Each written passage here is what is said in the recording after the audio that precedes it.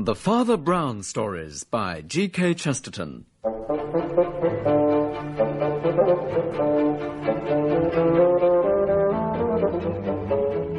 We present The Mistake of the Machine, adapted by John Scotney, with Andrew Sachs as Father Brown.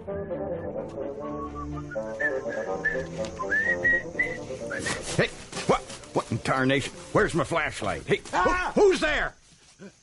Hey, you, come here. Now, stop. No, leave me, please. Oh, why? Now, come here now. I got a gun. I don't mind using it. No, don't shoot me. I didn't.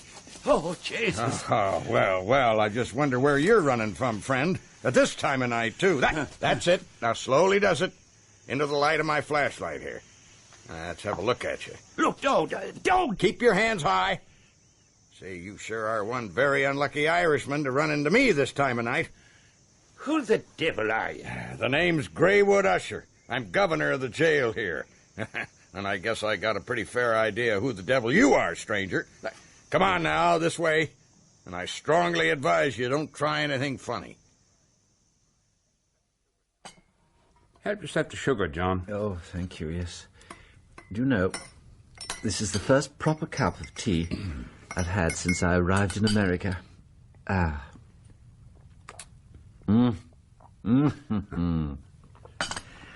Well, it's good to see you again, old friend. Tell me, how does the life of a prison chaplain suit you? Oh, not so bad, John. Not so bad. Apart from the difficulty in getting hold of decent tea. Yes, and the governor's theories. The governor's theories? How do you mean? Oh, he's a decent enough body, sure enough. Fellow name of Greywood Usher. But he has all these ideas about the application of scientific method to the detection and prevention of crime. Oh. Yes, and the gadgets. Huh? Gadgets? Yes. See, he's got this place full of gadgets, all designed to demonstrate these theories of his. I can tell you, they make the good St. Thomas's ontological proof of God's existence seem simple.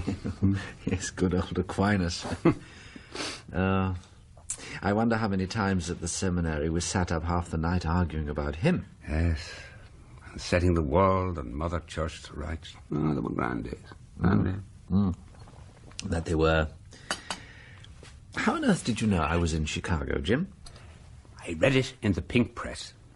The Pink... The terrible so-called society papers they have here. The famous Father John Brown is visiting our city. Oh, really? Yes, and I thought to myself, can that be the little stubby English fella I knew all those years ago when we were both studying for the priesthood? Dear, oh dear, all this fuss, it's terribly embarrassing. Not to worry. You've been eclipsed by another visitor from over the water. Come to grace our fair city, as they say here. Oh, see for yourself. Good heavens. The newspaper really is pink. Huh. Last Trick Todd, society's brightest widower, is once again on the freak dinner stunt. This time it's a slum evening. What on earth is all this about? It's an Egypt's idea. They all go about in fancy dress. Last time, they had to dress up as babies or nurses. I saw them myself. His house, Pilgrim's Pond, he called it. It's just down the road from here. Now, this time, it's a slum dinner. They all have to go as tramps, down and outs and so forth. Oh, good heavens. Yeah, but that wasn't the part I meant. Here, look. Listen to this. Tonight, the hospitable Todd entertains Lord Falconroy, a true-blooded British aristocrat fresh from England's Oak Grove. Oh, say, how can they use language? Go on. Read the rest of it yourself. Let me see. Lord Falconroy is said to have been in the States in his youth. Fashion rumours a maybe reason for his return. Fashion rumours a maybe reason for his return in the person of Last Trick's only child, Miss Etta Todd, who comes into a fortune of $12 million. Yes, and they call themselves Republicans. Now, what do you make of it, John? I think the journalist who wrote it should be put on a charge of murder. What? For murdering the English language. Oh, come in, please. Father O'Connor? Governor. I didn't know you had company. Yes, come in. We were just talking about you, so we were, weren't we? Sit down. Thank you. Governor, this is an old friend of mine from England, Father Brown. Father... Say, are you the Father Brown, the noted criminologist? Well, I don't know, am I? Well, didn't I read about you in the pink newspapers. Oh, dear, yes, I rather fear you may have done. Father Brown, let me shake you by the hand. It's... Yeah, Usher's the name. Greywood Usher. It's an honor to have you in my jail. Thank you. If you can spare the time, I'd sure like to discuss a few matters of mutual interest with you, but right now I got some pretty urgent business with Father O'Connor here. Now, Father, this is important.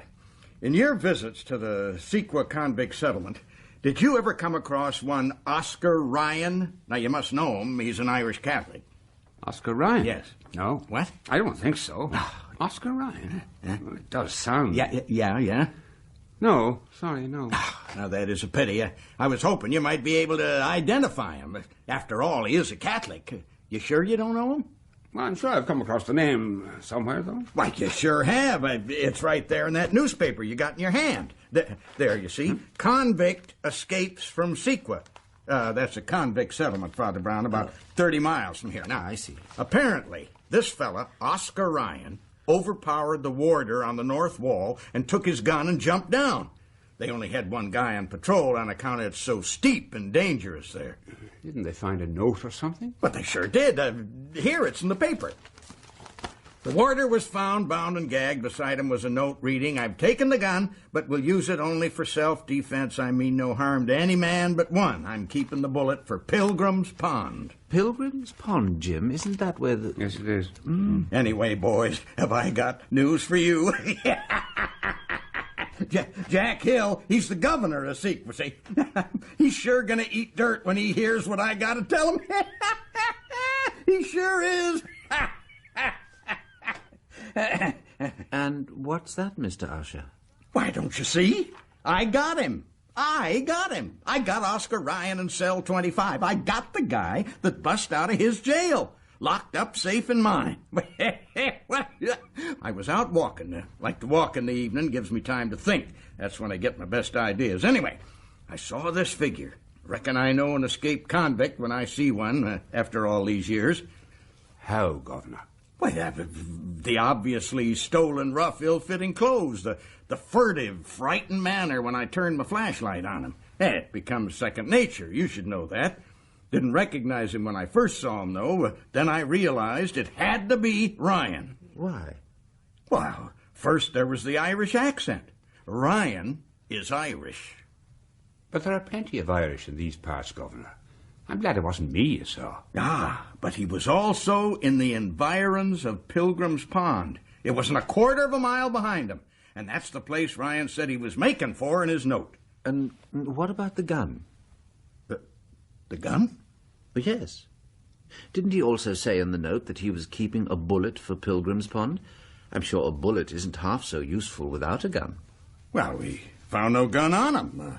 Luckily for me, I reckon. He must have got rid of it for some reason. Or perhaps it had fulfilled its purpose. Well, I don't know. Well, say, I better go and tell old man Todd the heat's off. You gentlemen feel like strolling over to Pilgrim's Pond with me? I'm afraid I've things to do, Governor. Father Brown, I'd greatly appreciate your company and conversation. Well, yes, I'd like a breath of air. I find prison slightly enclosed. As I said, Father Brown, Ireton Todd is quite a character. He's one of those millionaires who rose on stepping stones. Oh, yes, of our dead selves to higher things, perhaps. Yes, that's it. You know, you English don't do justice to the climbing and aspiring power of our more remarkable citizens. Oh? Yeah, now you see a good-looking gray-haired man in evening dress, and you don't realize that 10 years ago he might have been in a tenement or in jail. Todd's like that. He made his pile pretty fast with the automobile craze. 10 years ago, he was nothing. You see, I looked him up in our records. I'm proud of our record system. Mm-hmm. I invented it myself. Oh. Yes, and I got the jackpot. Seems his little daughter, Etta, had a childhood sweetheart, an Irish laborer. And when old man Todd got rich, he threw this Irish fella out on his ear. Now, you know what his name was? No, I can't say that I do. Ryan O'Shea. Remind you of anything, Ryan O'Shea? Well, it sounds rather like Oscar Ryan reversed. Father Brown, I can see your reputation's deserved. Now it all makes sense, you see. O'Shea, or Ryan, goes to the bad. He's jailed for 5 years. In jail, he reads all about this English lord and his little Etta, his childhood sweetheart. See. Anyway, here we are. This is Pilgrim's Pond. I'll ring the bell. Now, he gets all riled up and decides to bust out of jail so's to gun for Ireton Todd, who he believes has ruined his life. I see. Good evening, sir. That it is, yes. I'm Governor Usher from the penitentiary. I'd like to speak to Mr. Todd. I'm afraid Mr. Todd is out, sir. Out? I thought he was having a party. One of the guests has gone missing, sir. Lord Falconroy. Mr. Todd and the other guests are out trying to find him. Well, I'll be. Lord Falconroy. Is Miss Etta about? I believe I saw Miss Etta and a companion getting into her motor car. It seems you have just missed her. Oh, I expect she's helping in the search. No doubt, sir. Well, when Mr. Todd gets back, you just tell him not to worry, because I've caught Oscar Ryan. That's me personally, Governor Usher. I will convey that message to him, Mr. Usher. What a fool I've been, Father Brown. Oh, surely not, Mr. Usher. I stupidly thought it was Todd that Ryan was gunning for, and I was wrong. No, Ryan was after his rival, my Lord Falconroy, and he got him. The English Lord Falconroy, who he learned was sweet on his little Etta Todd. That's why he threw the gun away. He'd slain his rival. Oh? It was a crime of jealousy, a crime passional. After he'd shot Falconroy, he'd no further use for the gun and threw the body in the pond, Pilgrim's Pond itself. It's a pretty deep pond, that is. It is? Yes, it is. Never mind. I got a trick or two up my sleeve still, Reverend. Let's get back. There's one or two things I'd like to show you at the pen. Might well interest a famous criminologist like yourself. Did you ever see a psychometric detector put into practice? A what? It's a pulsometer strapped to a man's wrist. It measures the heartbeats. Good heavens, why? Well, the variations in pulse rate tell me if he's lying. What? How? I reckon you English don't cotton to the march of science in these matters. I intend using the machine on Oscar Ryan, and in my opinion, the machine can't lie. No machine can lie, Mr. Usher, nor can it tell the truth. But how does your machine work? Well, I simply read a list of words to the subject and ask him in each case to reply with the first word that comes into his head. The machine records variations in his pulse. Now, the trick is to introduce some word connected with something quite different, yet in a list in which it occurs quite naturally. Oh, I see. I think I do. If he's agitated by the word, his pulse will jump? I'll prove to you it works. Now, here's Ryan's cell. I posted a warder outside. I thought your system made that unnecessary. Well, this is a special case. McGurk, how's the prisoner been behaving? Not too badly, sir. He seems a bit resentful. He keeps on demanding to make a telephone call. A telephone call? Well, open up, will you? Come on, Ryan. Come on, out you come. There's the governor to see you. All right. Look, I can't stick this much more. If you want to know all about... Address the governor as sir. Oh, very well. Sir! Doyle! Brother Doyle! Just helpless when you look at that. It's Brother Doyle! Quiet, you! Swine! I said quiet! Look at him, the filthy swine! I said quiet now, or you'll be in trouble. You were saying, Ryan? Nothing. What do you want to do with me? Just a few simple tests. This way.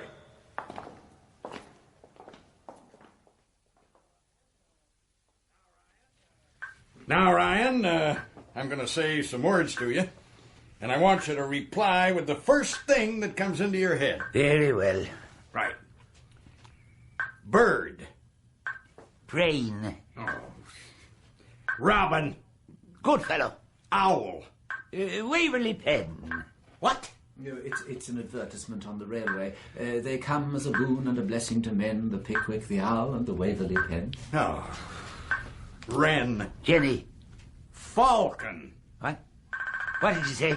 Falcon, I said, Mr. Ryan. Falcon. As in falconery. Falconer. Canary. Yellow. All right. That'll do. And my telephone call. McGurk. Sir. Take the prisoner to a telephone. Yes, sir. Oh, and, McGurk, give me your notepad. Oh, yes. Here it is. All right. Now look this up in the files and call me. Yes. Yeah, I understand. Come this way, you.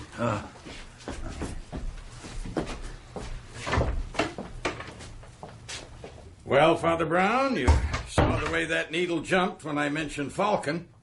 And boy, did you see how it bounded when I began to make an R afterwards, like in Falcon Roy, the man he just killed. I reckon that's a sight more conclusive than a whole lot of gabble from unreliable human witnesses. Well, yes, that's just the trouble. Human beings are so unreliable. Your reliable machine has to be worked by an unreliable machine. What unreliable machine? I mean man, the most unreliable machine I know of. But do you mean that No, I don't want to be rude. And I don't think you will consider man to be an offensive or inaccurate description of yourself. You observed his manner, the man you call Ryan, but who is to say he did not observe yours? What do you mean? But if you could tell by his manner that the word that might send him to the electrical chair had come, why shouldn't he be able to tell from your manner that you were about to speak that word? I was cool as a cucumber. Oh, yes. Well, criminals can be as cool as cucumbers, too. Though not, I think, this one. Yes, I'm sure you're fundamentally right. He was frightened of something. Well, I'm mightily glad to hear you agree with me about something, Father Brown. Oh, that must be McGurk. Yes, McGurk? Ah, good. That's fine. Mighty fine. We'll be right over. I asked McGurk to check the files on Drugger Doyle. You recall the name the other prisoner called out when he saw Ryan? Yes, Drugger Doyle. It seemed to produce a sort of reticence in him. Yeah, well, it seems like McGurk's found something. Doyle, William Michael, origin unknown, query Ireland. There, you see? Nickname Drugger Doyle. Yes, why was that, Mr. McGurk? Well, it seems it was to do with his modus operandi, Father. Apparently he was a handsome, well-bred seaman buck. Well, that fits our man, anyhow. Oh, that it does, sir. He used to make himself agreeable to barmaids and shop girls, that sort of poor, silly creature, and trick them out of their money. Oh, he was a species of grafter. Sometimes, though, he went a great deal farther, and they were found drugged with cigarettes or chocolates, and all their property, everything they had, was missing. Hence the nickname. Ah, yes, sir. By then, though, he'd moved on to bigger game. The spoiled daughters of the rich. You know the sort. Rich little darlings whose parents can't refuse them anything. And Dirk, I'll have none of your socialism here. Oh, sorry, sir, sorry. Anyhow, he was sent down several times, never got too long a sentence. Then one day, he overdid the dose. One of his victims was found dead, and Doyle disappeared from Chicago. What a mean, depraved creature this Doyle sounds. Sure does, Father. Well, with this against him, he'll be lucky to escape the chair. Even if we don't find Falcon Roy's body. Sir, it says here that a character answering Doyle's description later turned up in New York, suspected of defrauding a wealthy widow out of it over $1 million. Then he disappeared. That was 1908, sir. 5 years ago, just about the time Ryan was put away. I reckon my machine and my record system have just about done for Ryan. Ryan equals Doyle equals the electric hot seat. What your methods have done for Mr. Ryan, whoever he may be, is save him from the electric chair. Mr. Usher, you've proved that Drugger Doyle, the wanted murderer, couldn't possibly be your Mr. Ryan. How do you mean, Father? Why, bless us all, because Oscar Ryan is unlikely to be guilty of all these mean, cowardly acts. Mr. McGurk here tells us that Drugger Doyle spent years wheedling small sums out of needy young girls. Oh, that's right, yes, sir. and that he drugged and cheated and lied. Yes, yes. Is that the kind of man who would dare to attack an armed warder, though unarmed himself? Well, Would he leap down from a high wall at considerable risk to his life? Would a man whose whole life is deception and lies leave a note to the police telling them where to look for him? You mean the message about Pilgrim's Pond? Yes, yes. Doyle would only have said he was going to Pilgrim's Pond if he had no intention of going near the place. Saints alive, the two men's characters are utterly different. Drugger Doyle would never risk his life and his freedom to carry out an act of vengeance. So the man I've got isn't Drugger Doyle? No, that's not what I said. I said Oscar Ryan isn't your man. Well, then what... saving your cloth, Father, what in hell do you mean? You remember your prisoner made a telephone call, and unless I'm very much mistaken, he's already got his response. Who is it? Come in. It's only me, Governor. Father O'Connor, I'm extremely busy. Well, now, I'm truly sorry, Governor, but I've someone here who insists on seeing. Yes, I do. Now, see here, Don't you talk to Governor Russia like that. Father O'Connor, I fully appreciate that as a priest, it is your duty to tend to tramps and hobos or whatever kind of down and out this fella is, but... Are you, Usher, the idiot that came to my house? What? See here, Usher. You leave go of my guest. Keep him here for a split instant longer, and you'll feel pretty mean. I reckon I'm not a man with no pull. Who is this hobo? Is the cosmos cracked or something? Now, see here, Usher, I won't... Who the hell are you bum? The gentleman's name is Mr. Todd, Mr. Ireton Todd. I fear you don't read the society papers properly, Mr. Usher. Remember, there's been a slum dinner at Pilgrim's Pond tonight, and one of the guests disappeared. Mr. Todd is a good host. He's come to collect his guest without even pausing to take off his slum fancy dress. Oh, wait a minute. What guest do you mean? Why, Lord Falconroy, of course. Didn't my butler tell you? Lord Falconroy? Yes. Mr. Todd, I apologize that I didn't recognize you, but I've got to tell you that I'm sorry to say that your guest, Lord Falconroy, is dead. Dead? The man's mad. See here, you. Lord Falconroy telephoned me not 10 minutes ago. I think, Mr. Usher, that Lord Falconroy is not dead. I think I understand you, John. He is, in fact, gentlemen, in cell number 25. Thank you. Someone's making sense at last. Cell 25. I'll go and collect him myself. Hold on there. Are you saying that the man in rags I caught was Lord Falconroy? That's right. Dressed in his fancy dress costume for the slum dinner. You said your machine couldn't make a mistake, and in one sense it didn't.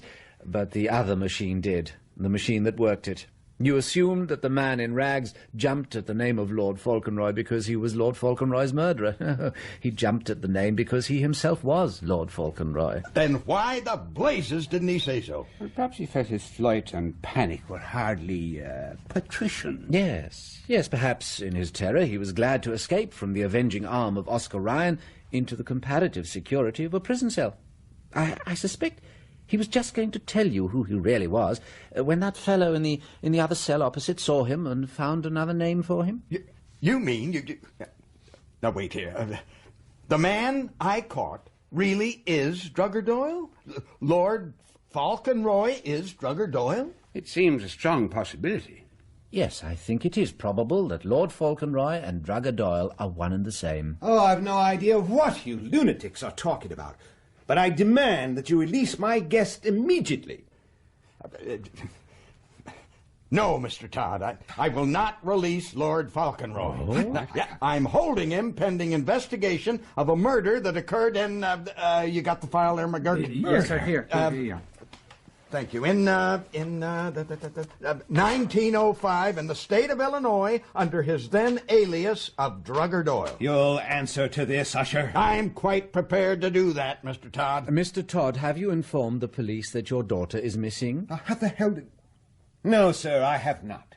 My daughter is a very independent young lady. She frequently goes off without telling me. She can look after herself. She'll be back tomorrow. I see. And were any of the guests at your slum dinner dressed as convicts, may I ask? Yes, it was my daughter's show.